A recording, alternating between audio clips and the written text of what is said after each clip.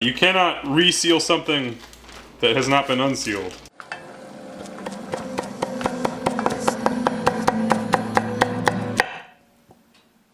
Hi, I'm Phil. Welcome to Pretty Good Cooking.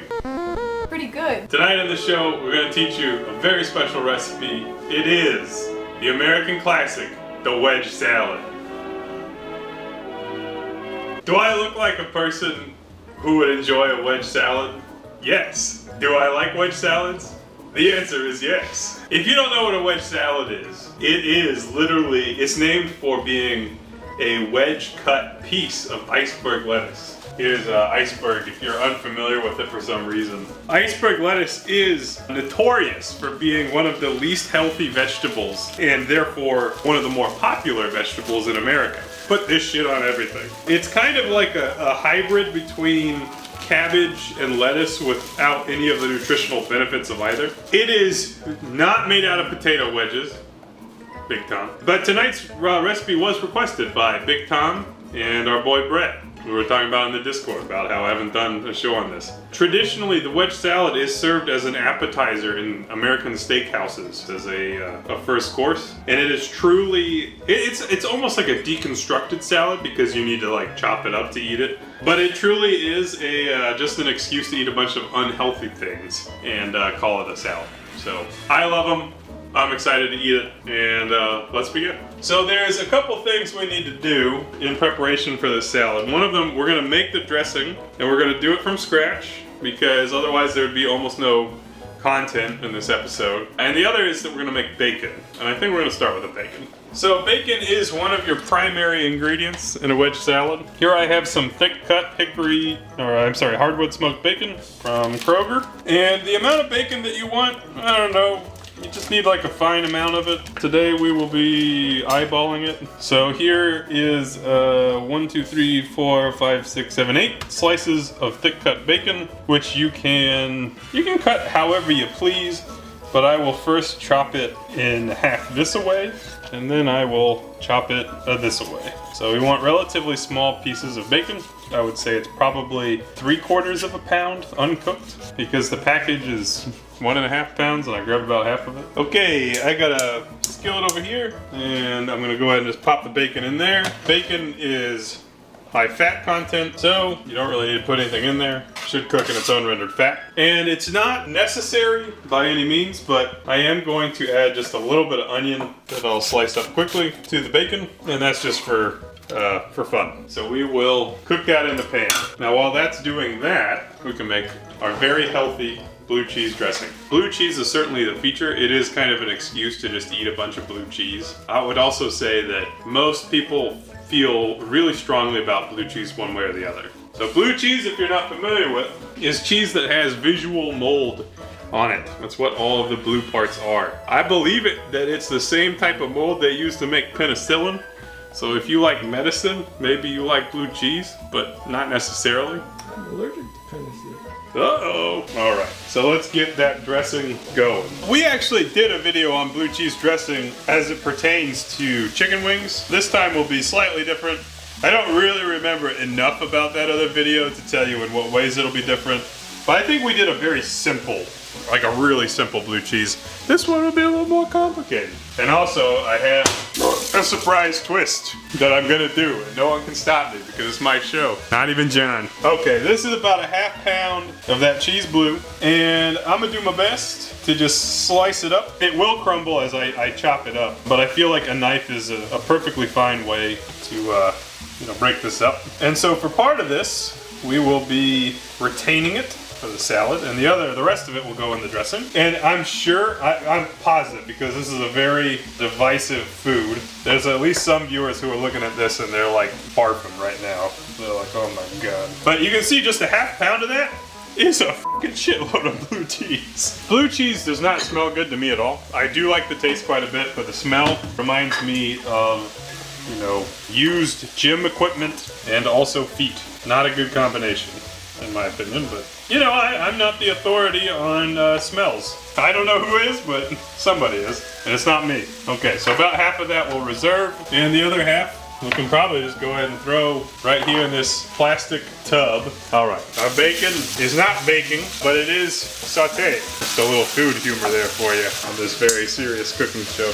Okay, so similar to any kind of dressing in the world, we are gonna add a bunch of dairy to this. Okay, there are many ways to make a white and jiggly dressing, such as we're doing. Most of these are some kind of mix of sour cream and mayonnaise. You know, two things that are not good for you. We will start with sour cream, and truly, very truly, I should have not put the cheese in yet, but it's just too late. So we want about 1 cup of sour cream to start. And maybe this is too much cheese, but you know, I don't care. And then we're gonna hit it with a 1/2 cup of mayonnaise. And any time that you say the words 1/2 cup of mayonnaise, you should be questioning your life decision. All right, so there's 1/2 cup mayo. God damn. All right, and starting with that, let's just mix that together. Okay, let's get a baseline feel for what we're working with. It should be pretty thick. It should be, and so I am encouraged. I'm encouraged at how it looks just right now, in that it is thick, it is white, it is jiggly, and there's a joke about mothers there, but we won't make it this time. Not this time. Bacon's cooking along. Now, an optional ingredient that we're gonna use to give it some more twang is buttermilk. I'm a huge fan of buttermilk. I love it because I like that ranch. I'm not gonna lie, I'm kind of a ranch guy over a blue cheese guy. I do like both, but I'm just throwing it out there that that's how I feel about things.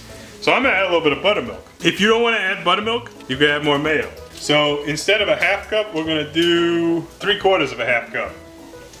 Okay, now that, it thinned it out just a little bit, but it's looking good. It's looking real good. And just that unto itself, at this point we could stop. And I'm sure a lot of people would actually.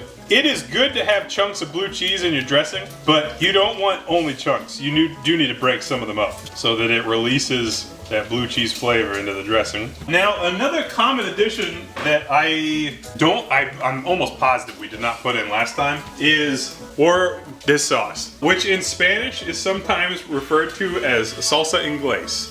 And that's a lot easier for me to say, so that's what we're gonna call it on the show from now on. So we're gonna add some dank dabs of that. That might have been too much, but also I don't care. All right, now no one can stop me. No one can stop me. No one can stop me. I'm gonna just put ranch seasoning in it because I like it. What's it gonna do? Make it taste better? Duh. Now someone surely will crucify me for doing that, but what we just did is make a ranch blue cheese hybrid, and all it's gonna do, boys and girls, guys and gals, and every other kind of pals in the world, all it's gonna do is taste better. Yeah, it's good. I'm gonna put even more ranch seasoning in it.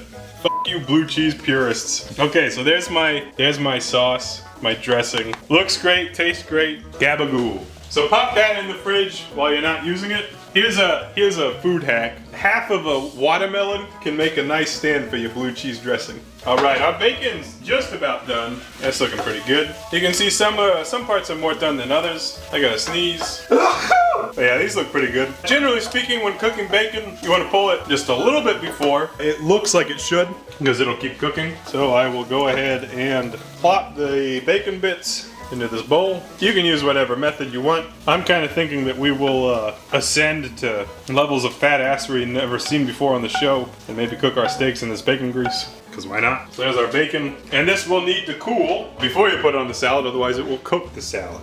And this is, as you might expect, a raw salad. So don't cook your salad. Nobody wants cooked iceberg. Actually, every time I think about the prospect of cooked iceberg, I just am like, surely there's a way that could be good. Hey, viewers, do you have a recipe for cooked iceberg lettuce?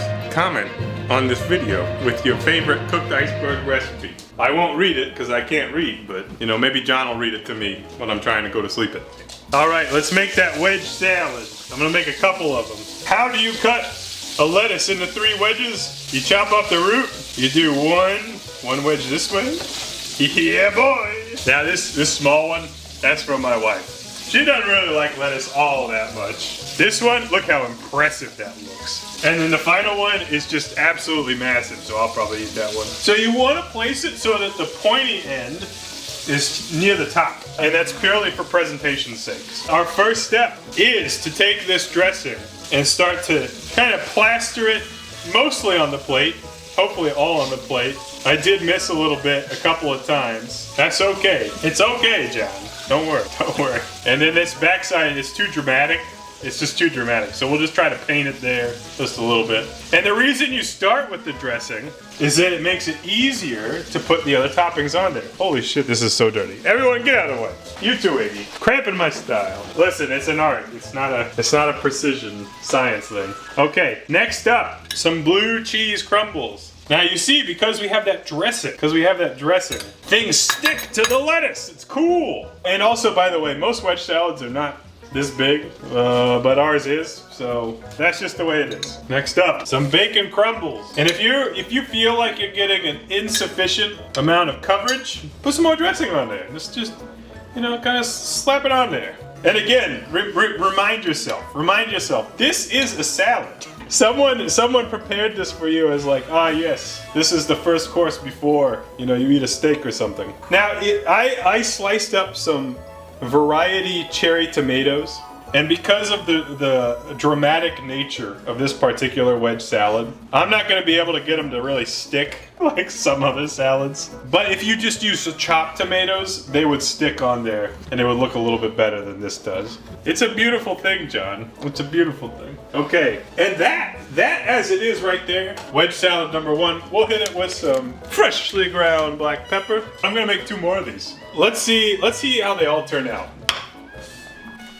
Yeah, so here's some words of wisdom, as John put it. I didn't put it that way. By the way, I cut this wedge in half because it got out of hand. You want to put dressing on the salad, but also on the side of the salad. And the reason for that is that because there's a lot of lettuce, you're gonna like chop this thing up and move it around. You will need some extra dressing, most likely, you know, if you're a God-fearing American. That's how most Americans view the world. Most of the time they're like, yeah, I'm gonna need some more dressing. Particularly when that dressing is blue cheese or ranch, or in our case, both. How absurd. It's like a little house of health.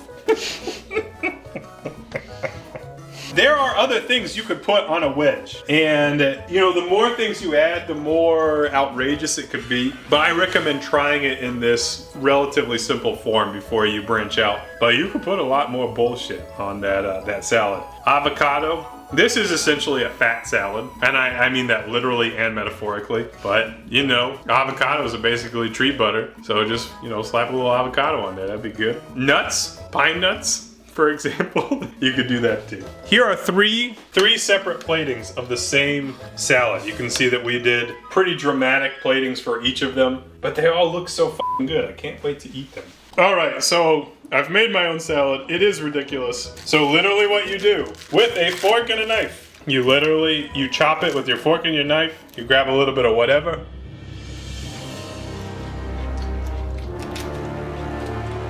It's so good. And you eat this before you eat a steak and a full meal. All right, so that is a wedge salad.